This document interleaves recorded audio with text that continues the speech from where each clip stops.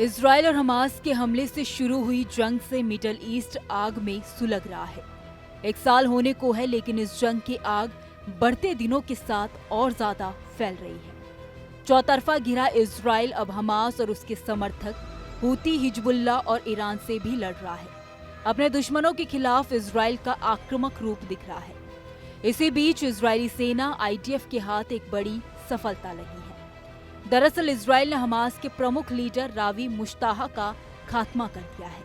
Israeli सेना की तरफ से खुद इस खबर की पुष्टि की गई है। इजरायली सेना IDF ने गुरुवार को घोषणा की, जिसमें बताया गया है कि उसके द्वारा 3 महीने पहले किए गए हमले में हमास के 3 बड़े नेताओं की मौत हो गई। इजरायली सेना द्वारा 3 महीने पहले किए गए हवाई हमलों के दौरान गाजा में हमास प्रमुख रावी मुश्ताहा के साथ साथ कमांडर समेत अल सिराज और समी ओदेह की मौत हो गई है। सेना ने अपने बयान में कहा कि मुश्ताहा हमास का सबसे बड़ा गुर्गा था और हमास की सेना की तैनाती से संबंधित निर्णयों पर उसका सीधा प्रभाव था।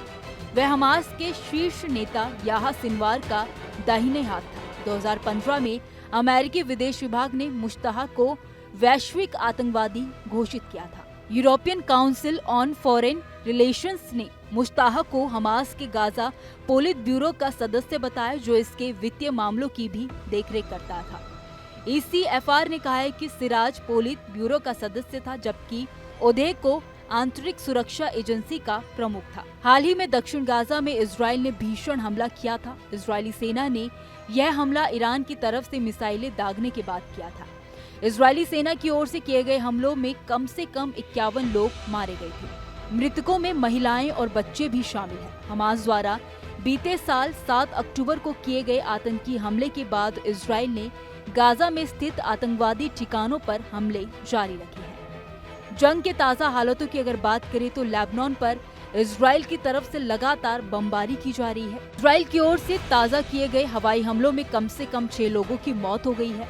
इस हमले में 7 लोग घायल भी हुए हैं। न्यूज एजेंसी रॉयटर्स के अनुसार बैरूत के बाचोरा इलाके में गुरुवार सुबह संसद के पास एक इमारत को निशाना बनाकर हमला किया गया।